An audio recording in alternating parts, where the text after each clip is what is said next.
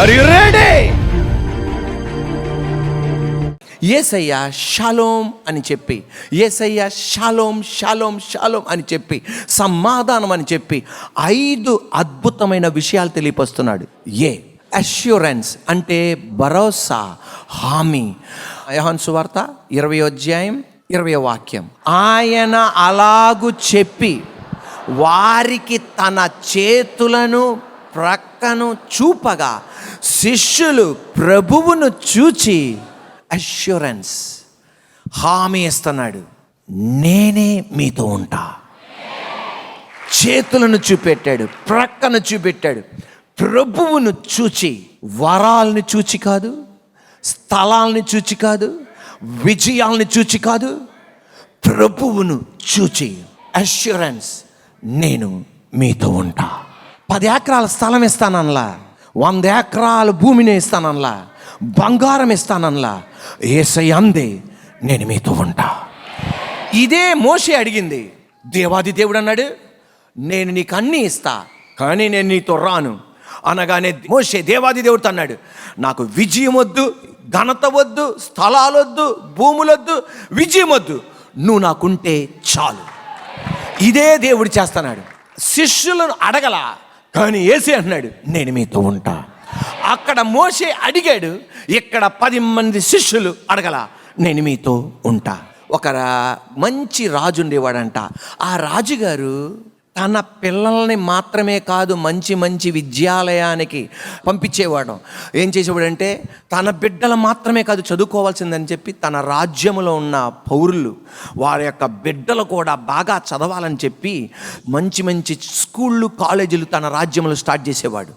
కానీ ఆ కాలంలో రాజులు వాళ్ళ బిడ్డలను ఏం చేసేవాళ్ళు కాదు అంటే, వాళ్ళ బిడ్డలను చదివించేవాళ్ళు, వాళ్ళ రాజ్యంలో ఉన్న వాళ్ళని ఏం చేసేవాళ్ళు, చదువునిచ్చేవాళ్ళు కాదు. ఎందుకంటే బాగా చదువుకుంటే వేరే దేశాలకు వెళ్ళిపోతారు, వేరే రాష్ట్రాలకు వెళ్ళిపోతారు, మనకన్నా పైకి వెళ్ళిపోతారని చెప్పేసి ఏం చేశారు, చదువునిచ్చేవాళ్ళు కాదు. కానీ ఈ రాజు అలా కాదు, అందరూ బాగా చదువుకోవాలి, ప్రతి పిల్లవాడు, ప్రతి బాబు, ప్రతి పాప బాగా చదువుకోవాలని చెప్పి బాగా విద్యనిచ్చేవాడు. అటువంటి మంచి రాజు. ఒక రోజున ఈ మంచి రాజుతో మాట్లాడాలని ఒక దీనుడికి ఆశ పుట్టింది. ఎవరిని కలవాలో తెలవట్లా. వాళ్ళకెళ్ళి చెప్పేవాడు, ఏమండి రాజుగారితో ఒక 5 నిమిషాలు మాట్లాడాలండి అని. మళ్ళీ ఇంకొకరి దగ్గరికి వెళ్ళేవాడు, రాజుగారితో నేను మాట్లాడాలని, నాకు 1 నిమిషం చాలండి అనేవాడు. ఇలా ఇలా ఇలా ఇలా వాళ్ళ నోట్లో నుండి వీళ్ళ నోట్లో నుండి చివరాఖరికి ఎక్కడికి వెళ్ళింది. రాజుగారు అన్నారు, 1 నిమిషం మాట్లాడాలంటాడు. ఆయన ఎవర్రా బాబు, రమ్మని చెప్పు అన్నారు. ఆయన వెళ్ళగానే ఆ దీనిని చూసి రాజు అన్నాడు, 1 నిమిషం నీకు అవకాశం ఇస్తానా, 5 నిమిషాలని అడుగుంటే 5 నిమిషాలు ఇచ్చేవాడిని, కానీ నువ్వు 1 నిమిషం అడిగావు అనక, ఆ 1 నిమిషంలో ఏం అడుగుతావు నువ్వు అడుగు అన్నాడు. అనగానే అన్నాడు, రాజా నేను 1 నిమిషం కూడా నాకు అక్కర్లేదా రాజా, 30 సెకండ్లు ఇచ్చాను, చెప్పు నువ్వు, లేట్ అయిపోతుంది అన్నాడు. అనగానే రాజా, ఒక పగలు ఒక రాత్రి మా ఇంట్లో మీరు ఉండాలి రాజా, ఒక పగలు ఒక రాత్రి మా ఇంట్లో ఉండాలి రాజా అంటే ఈ రాజుగారి బుర్ర గోక్కుని, ఒక పగలో ఒక రాత్రి మీ ఇంట్లో ఉండాలి, అంతేనా నీ కోరిక?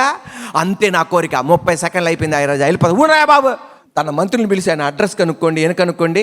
వ్యక్తితో, ఆ దీనుడైన వ్యక్తితో ఏమన్నాడంటే, వెంటనే రాలేను, మా వాళ్ళు నీకు ఒక డేట్ ఇస్తారు, ఆ డేట్ ప్రకారం నేను వస్తాను, ఒక పగలు నీతోనే ఉంటాను మీ ఇంట్లోనే, ఒక రాత్రి మీ ఇంట్లోనే ఉంటాను, నీ కోరిక తీరుస్తాను అన్నాడు. ఓకే అన్నాడు. వెళ్ళగానే 6 నెలల తర్వాత పలానా రోజు, పలానా వారం, నేను పలానా డేటు, పలానా తారీఖు, పలానా రోజు వస్తా అన్నాడు. ఇక సంతోషం ఎవరికి, ఈ దీనుడికి ఎంతో సంతోషం. వెంటనే కింద ఉన్న IAS ఆఫీసర్లు, IPSలు మొత్తం కిందకి అక్కడికి వెళ్ళారు.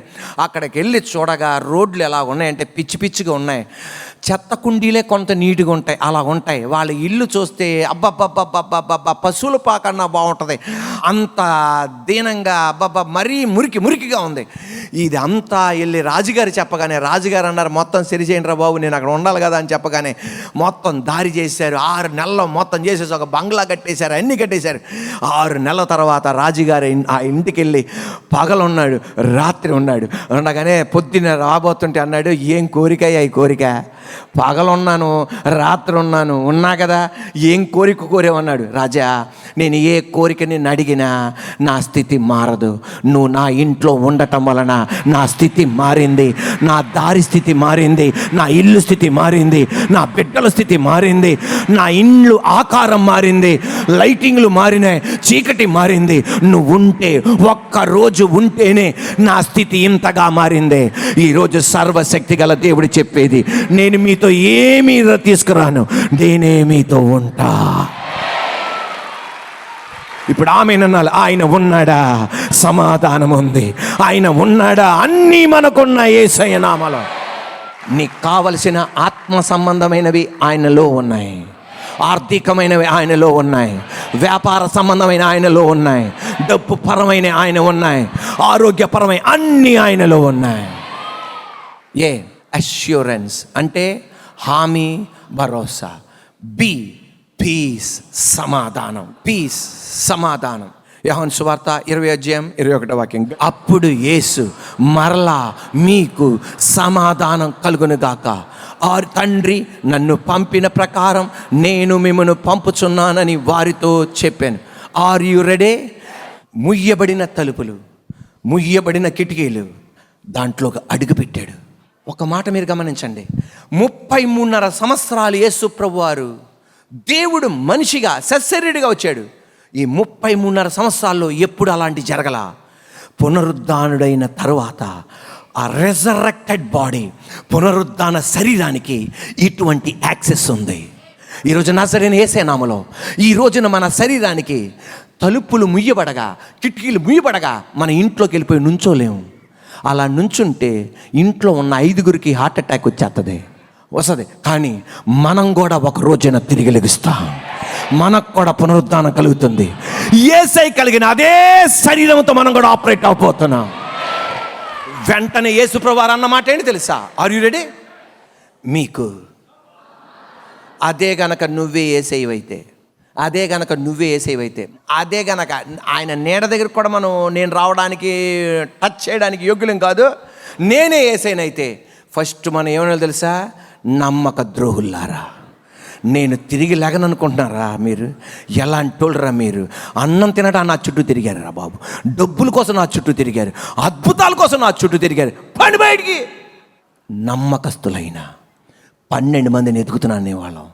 కానీ యేసయ్య అన్నది, గురువారం ఏం జరిగిందో మర్చిపోయాడు, శుక్రవారం ఏం జరిగిందో వారిని అడగల, శనివారం వాళ్ళు ఏం చేశారో వారిని అడగల, కనీసం ఆదివారం తెల్లవారుజామున స్త్రీలు వచ్చారు, మీరు రాలేదురా, ఏంట్రా మీ విశ్వాసం, ఏంటి మీ నమ్మకం అని అనలా. గురువారం వాళ్ళు ఏం చేశారో అదేమీ వాళ్ళకి గుర్తు చేయలా, శుక్రవారం ఏం చేశారో వాళ్ళు అదేమీ యేసయ్య వాళ్ళకి గుర్తు చేయలా, శనివారం వాళ్ళు ఏం చేశారో సబ్బత్తుగా ఆరాధించడానికి రాలా, అది కూడా గుర్తు చేయలా, ఆదివారం తెల్లవారు ఏం చేశారో అదేమీ గుర్తు చేయలా. అవన్నీ పక్కన పెట్టి మీకు సమాధానం కలుగును గాక. ఒక్క క్షణం యేసయ్య చెప్పేది, ఇప్పటికి కూడా నీ పట్ల ఉన్న ప్రణాళికలను నేను దూరపరచలా. పేతురు, నీ పట్ల ఉన్న ప్రణాళిక నేను దూరపరచలా. తోమా, నీ పట్ల ఉన్న ప్రణాళిక నేను దూరపరచలా. 11 మంది శిష్యులారా, మీ పట్ల ఉన్న ప్రణాళిక నేను దూరపరచలా. ఈ రోజున నీ జీవితం ఎలా ఉందో నాకు తెలియదు. నా దేవుడు జనవరి నెలలో చేసిన దాన్ని నీకు గుర్తు చేయట్లా. ఆయనకి తెలుసు ఫిబ్రవరి నెలలో నువ్వేం చేసావు అది గుర్తు చేయట్లా, మార్చి నెలలో ఏం చేసావు అది గుర్తు చేయట్లా. నీతో వచ్చి అంటున్నాడు, ఇప్పటికి కూడా నీ పట్ల నాకు ప్రణాళిక ఉంది. యెరెమీయా గ్రంథం 29:11 నేను మిమ్మల్ని గురించిన ఉద్దేశించిన సంగతులను నేను ఎరుగుదును, రాబోవు కాలమందు మీకు నిరీక్షణ కలుగునట్లుగా అవి సమాధానకరమైన ఉద్దేశములే గాని హానికరములమే కావు. ఇదే యెహోవా వాక్కు. హల్లెలూయా. గురువారం ఏం జరిగిందో గుర్తులేక కాదు, శుక్రవారం ఏం జరిగిందో గుర్తులేక కాదు, శనివారం ఏం జరిగిందో వాళ్ళు ఏం చేశారో గుర్తులేక కాదు, ఆదివారం వేకువజామున శిష్యులు ఏం చేశారో గుర్తులేక కాదు, కావాలని మర్చిపోయాడు. నా బిడ్డలని నిలబెట్టాలి. ఈ రోజున నువ్వు చేసినవి ప్రసంగిస్తున్న నేను చేసినది గుర్తులేక కాదు. బాప్టిజం తీసుకుని ఎన్ని ఘనకార్యాలు చేసావో తమ్ముడు బాగా గుర్తుంది. అమాయకుడు అలా చూడక ఆ స్క్రీన్ వైపు. కొంతమంది చూస్తుంటే దేవుడు కూడా కంగారు పడిపోతుంటాడు. దేవదూతలు కూడా కంగారు పడిపోతుంది, ఏ అమాయకుడురా నువ్వు అని. నువ్వు చేసేవానికి గుర్తులేక కాదు, కావాలని మర్చిపోయాడు. నిన్ను ఆయన నిలబెట్టకపోతే నీ భార్య నిన్ను నిలబెట్టడానికి ఇష్టపడట్లా. నువ్వు చేసిన దౌర్భాగ్య పనికి, పాపిష్టి పనికి, నువ్వు చేసిన పనికి నీ పిల్లలు వదిలిపడేశారు. కానీ దేవుడు అంటున్నాడు, నిన్ను నిలబెట్టాలని నేను ఆశిస్తున్నా, నీ కుటుంబాన్ని నిలబెట్టాలని ఆశిస్తున్నా. ఇది వరకు నువ్వు ఏ స్థితిలో ఉన్నావు ఆ స్థితిలో ఉండాలని నేను ఆశిస్తున్నా. గుర్తులేక కాదు. ఈరోజు అదే దేవుడు నీతో సవాల్ చేస్తున్నాడు, నీతో సవాల్ చేస్తున్నాడు, నాతో సవాల్ చేస్తున్నాడు. భార్య భర్తల మధ్య ఏదో గందరగోళం వచ్చింది. కొంతమంది భర్తలు ఉంటారు 10 సంవత్సరాలు అయిపోయినా మర్చిపోడు.